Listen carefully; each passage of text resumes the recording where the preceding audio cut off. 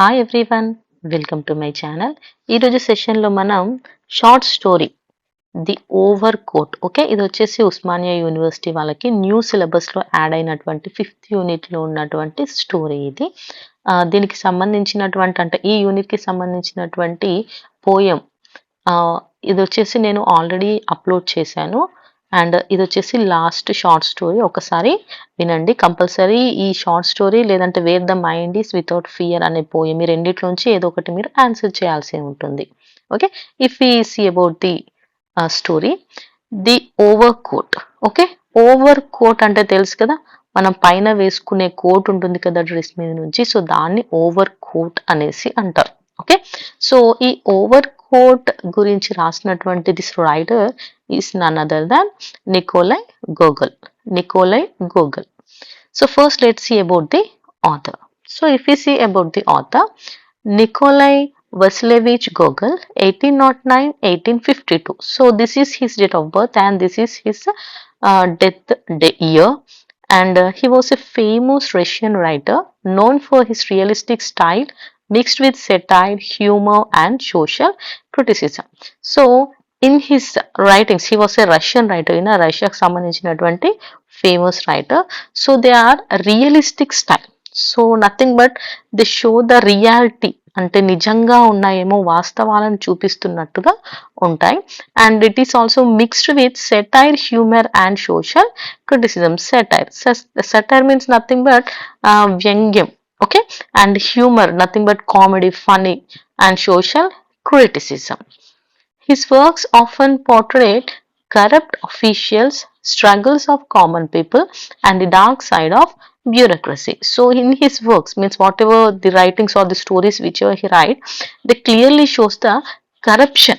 Okay, ante అవినీతి ఉంటుంది తెలుసు కదా, సో అలాంటి అఫీషియల్స్ గురించి, struggles of common people, how the common people struggle, and dark side of the bureaucracy. So ఇప్పుడు ఒక గవర్నమెంట్ ఉంటుంది, అడ్మినిస్ట్రేషన్ ఉంటుంది, ఆ అధికారం అనేది ఉంటుంది చూసారా, దాని వెనక సైడ్ ఉండే ఈ బ్యాక్గ్రౌండ్ లో ఉండే డార్క్ సైడ్ ఉంటుంది చూసారా, చీకటి కోణం అంటారు, నెగిటివ్ సైడ్, అలాంటి వాటికి రిలేటెడ్ అన్ని కూడా ఇతని స్టోరీలో వీ కెన్ సీ.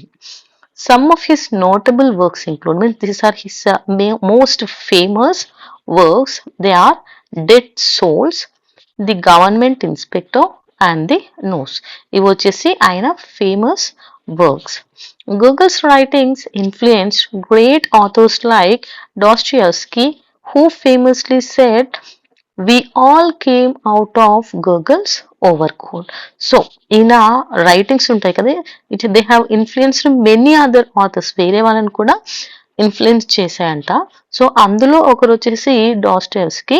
సో ఈయన ఏమన్నారు అంటే, we all came out of Gogol's overcoat. So మనం అందరం కూడా గోగల్ యొక్క ఓవర్ కోట్ నుండే వచ్చాం, అంటే ఈయన రాసినటువంటి స్టోరీ ఉంటుంది కదా, సో దాంట్లోంచి మనం కూడా ఉద్భవించాము, just nothing but we also came out of it అని చెప్పారు.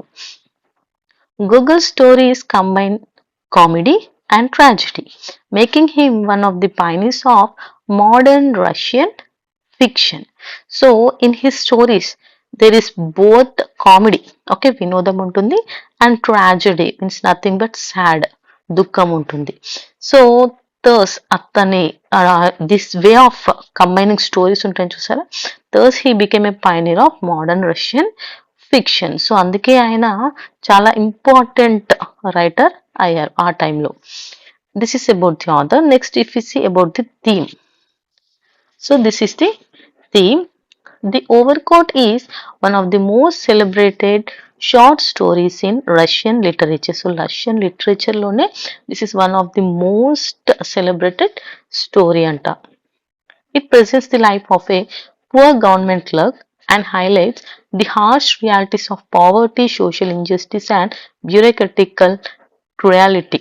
So ఈ స్టోరీలో poor government clerk, there is a government clerk who is poor, అంటే చాలా పేదవాడు అనమాట, అతని గురించి, అతని లైఫ్ గురించి, and also highlights the harsh realities of poverty. నిజాలు ఏంటి, పావర్టీ వల్ల ఎలా ఉంటుంది లైఫ్, అండ్ సోషల్ ఇంజస్టిస్ ఎలా ఉంటుంది, బ్యూరోక్రటికల్ క్రుయాలిటీ అంటే ఈ సమాజం ఎంత అన్యాయంగా ఉంటుంది, అధికారులు ఎంత అన్యాయంగా క్రూయల్గా ఉంటారు అనే విషయాన్ని మనం ఈ స్టోరీలో చూడొచ్చు.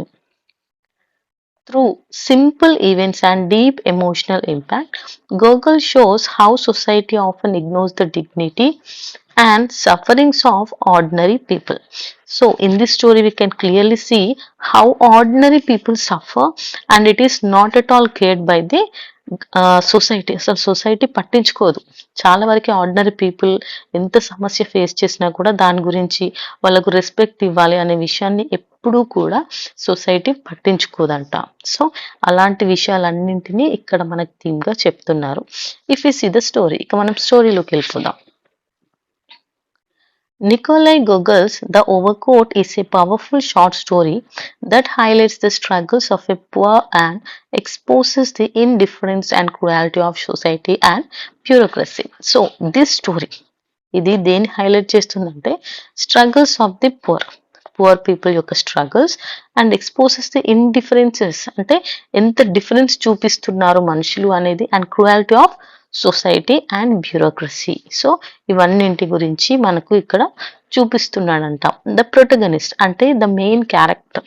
ఓకే, సో యాంటగనిస్ట్ అంటే విలన్, ప్రొటగనిస్ట్ అంటే హీరో లేదంటే మెయిన్ క్యారెక్టర్ అన్నమాట.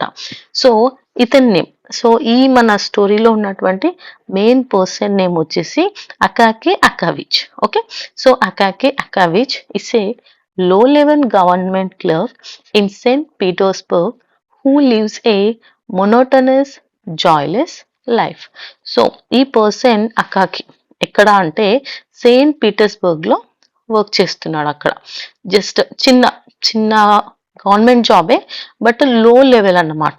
ఓకే, తక్కువ స్థాయిలో ఉన్న అతను దాంట్లో పని చేస్తూ ఉన్నాడు.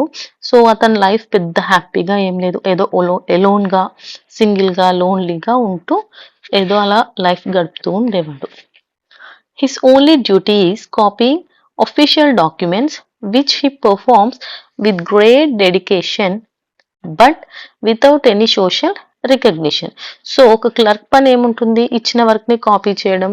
ఓకే, సో ఇలా అతని వర్క్ చేసుకుంటూ వెళ్ళేవాడు చాలా డెడికేషన్ గా, కానీ అతని వర్క్ ని ఎలాంటి గుర్తింపు అనేది లేదంట. His colleagues mock him for his shabby appearance and quiet nature, but he never protests. So అతని చుట్టూ అతనితో ఉంటారు కదా కొలీగ్స్ అన్నమాట. సో వాళ్ళు ఎప్పుడు చూసినా అతన్ని ఎగతాళి చేస్తూ ఉండేవాళ్ళు. అతన్ని చూడడానికి ఉన్న అపియరెన్స్, అతని డ్రెస్సింగ్ చూసి, అతని నేచర్ని చూసి ఎప్పుడు ఏదో ఒకటి ఎగతాళి చేసేవాళ్ళు. కానీ అతను ఎప్పుడు కూడా వాళ్ళని ప్రొటెస్ట్ అంటే గట్టిగా మాట్లాడడం, ఎదుర్కోవడం ఇలాంటివి చేసేవాడు కాదు, సైలెంట్ గా ఉండేవాడు. Akaki's old overcoat becomes tattered beyond repair, and his tailor Petrovich insists that it cannot be mended. A new one must be made. So ఈ అకాకికి ఒక ఓవర్ కోట్ ఉంది. ఓకే, అంటే ఆయన కోట్ వేసుకుంటాడు కదా, అది చాలా ఓల్డ్ అంట. అది టాటర్డ్ అంటే ఇట్ చినిగిపోయింది. ఎలా చినిగిపోయింది అంటే దాన్ని రిపేర్ కూడా చేయడానికి కుదరదు, అంతలా చిరిగిపోయిందంట.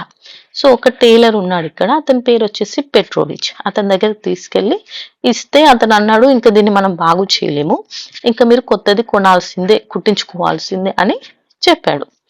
Though poor, Akaki begins saving money with extreme discipline, cutting down on food, candles and other necessities to buy a new overcoat. So ఇక ఏం చేద్దాం, అక్కకి ఏమో పాపం పేదవాడు, poor, he's poor. So what he did, he started saving the money. Okay, ఎలా save చేశాడంటే by cutting all his means of daily needs. అంటే అతను డైలీ ఫుడ్ తినే దగ్గర, క్యాండిల్స్ అంటే వాడే ఇంట్లో సామాన్ దగ్గర, అన్నింటి దగ్గర మనీని తగ్గిస్తూ తగ్గిస్తూ అలా సేవ్ చేయడం స్టార్ట్ చేశాడు. ఎందుకు, to buy a new overcoat. The overcoat symbolises hope, dignity and a chance for Akaki to be seen as a human being rather than an invisible clerk. So అతనికి ఏమనిపించిందంటే ఈ కొత్తగా కొనుక్కునే coat వల్ల అతనికి ఏం కావాలనిపించిందంటే ఇక్కడ hope, అతనికి ఒక ఆశ, డిగ్నిటీ అన్నమాట, గౌరవం ఉండాలి, అలాగే అది దక్కుతుందేమో, నన్ను కూడా అందరూ ఒక మనిషిలా గుర్తిస్తారేమో, నన్ను ఇన్ని రోజుల నుంచి ఎవరో ఒక క్లర్క్ లా పట్టించుకోలేదు, ఇకనైనా నాకు ఆ రెస్పెక్ట్ వస్తుందేమో అనేసి అతను ఆశపడ్డాడు. When the new overcoat is finally completed, it transforms Akaki's life. So మొత్తానికి అతను డబ్బు సేవ్ చేసి he saved the money and finally he had a new overcoat. అతనికి న్యూ ఓవర్‌కోట్ కంప్లీట్ అయిపోయింది. సో ఇక అతను తన లైఫ్ మొత్తం మారిపోయిందన్నమాట. His colleagues celebrated and even throw a party in his honour. So అతనితో పాటు అప్పటి వరకు ఉన్నటువంటి ఎగతాళి చేసినటువంటి ఆ కొలీగ్స్ అందరూ కూడా వెంటనే అతన్ని ఎంతో మెచ్చుకున్నారు. అవును డ్రెస్ బాగుంది, నువ్వు ఇలా బాగున్నావు అని అతన్ని మాట్లాడడం. సో సెలబ్రేషన్ చేసుకుందాం, పార్టీ చేసుకుందాం అనేసి అన్నారు. For the first time అకాకి feels pride and social acceptance. So first time అతనికి నాకు కూడా ఒక మంచి ముఖ్యమైన అంటే అందరిలా నాకు రెస్పెక్ట్ వచ్చింది అని అతను పాపం చాలా ఆనందించాడు, గర్వపడ్డాడు. ఓకే. సో ఇలా అవుతూ ఉన్న టైంలో ఏమైందంటే however this joy short lived. కాకపోతే this happiness is lived only for short time. ఎక్కువసేపు లేదండి సంతోషం. While returning from the party. So వీళ్ళందరూ పార్టీ చేసుకున్నారు. పార్టీ చేసుకొని పార్టీ నుంచి రిటర్న్ అవుతూ ఉంటే he is attacked by thieves who steal the over cap. So పాపం రిటర్న్ వస్తూ ఉంటే ఏమైంది, దొంగలు వచ్చేసి అతని వేసుకున్నటువంటి ఆ కొత్త ఓవర్ కోట్ ని దొంగతనం చేశారు. Deeply distressed అకాకి seeks help from the authorities. But the bureaucratic system humiliates him, especially a very important person who scolds him instead of helping. So ఏమవుతుంది, పాపం అతని ఓవర్ కోట్ దొంగలు వచ్చేసి ఎత్తుకెళ్ళిపోయిన తర్వాత అతను చాలా బాధపడతాడు. వెంటనే అక్కడి నుంచి వెళ్ళి హయ్యర్ అథారిటీస్ ఉంటారు కదా, లైక్ పోలీస్ వాళ్ళకి కంప్లైంట్ చేయడం, వాళ్ళు పట్టించుకోకపోవడం. సో తనకు తెలిసినటువంటి ఇంపార్టెంట్ పర్సన్ అనమాట, వెరీ ఇంపార్టెంట్ పర్సన్ అంటారు ఆయనని. సో ఆయన దగ్గరికి వెళ్ళి అతన్ని కూడా అడగడం. అతను ఈ చిన్న కోట్ కోసం నువ్వు వచ్చి నన్ను అడుగుతున్నావా, నీకు బుద్ధుందా, అది ఇది అనేసి ఇష్టం వచ్చినట్టు తిడతాడు. అసలు తనకి హెల్ప్ కూడా చేయడంట. Unable to recover his overcoat and crushed by hopelessness, Akaki falls ill and dies shortly afterward. So పాపం అతనికి ఓవర్ కోట్ మళ్ళీ దొరకదు అండ్ ఇంకా అతను అన్ని ఆశలు వదిలేసుకుంటాడు, చాలా బాధపడిపోతూ ఉంటాడు.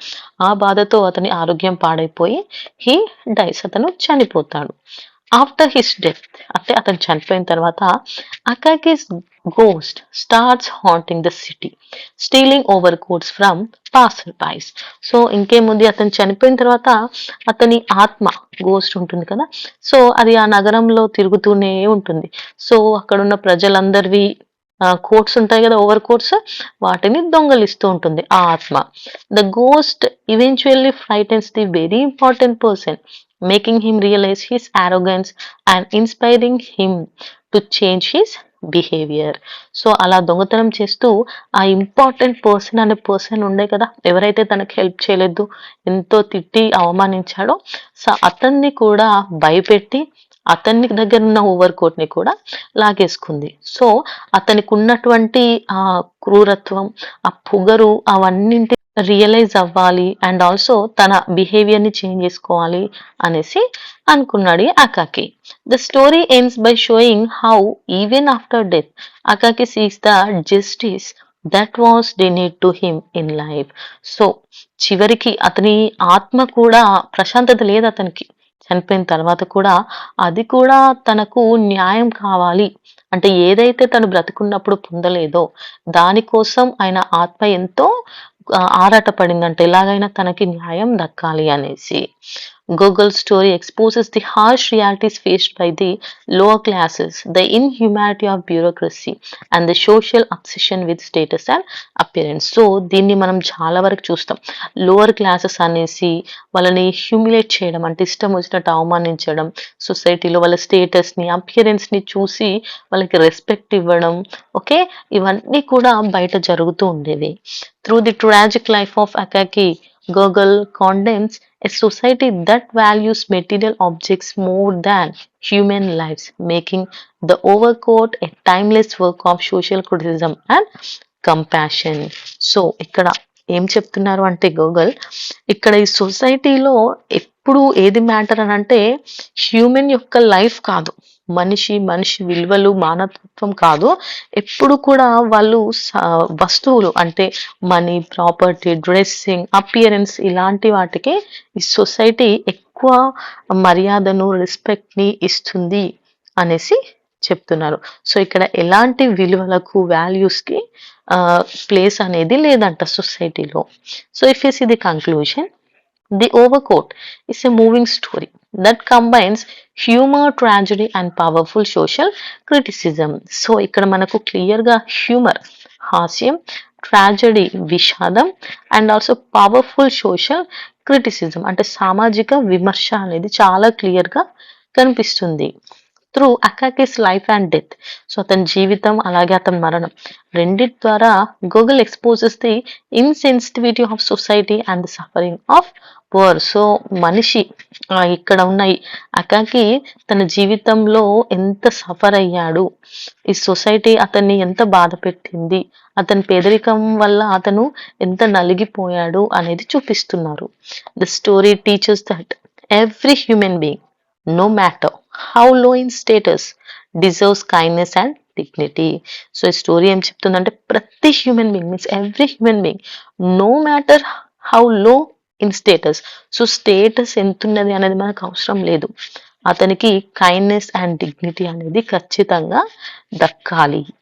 It's universal message makes it one of the most important works in the world literature. So ఈ మెసేజ్ అంటే ఈ స్టోరీ మనకిచ్చే ఈ మెసేజ్ అనేది కంప్లీట్ వరల్డ్ లిటరేచర్లోనే ద మోస్ట్ ఇంపార్టెంట్ ప్లేస్ని దక్కించుకుందంట. అర్థమైందా? సో మనిషికి వాల్యూని ఇవ్వాలి, వాళ్ళ స్టేటస్ని వాళ్ళ అపియరెన్స్ని చూడొద్దు అనేసి ఈ స్టోరీలో మనకి చాలా చక్కగా గూగుల్ చెప్పారు. ఓకే, అందరికీ అర్థమైంది కదా. So this is the summary.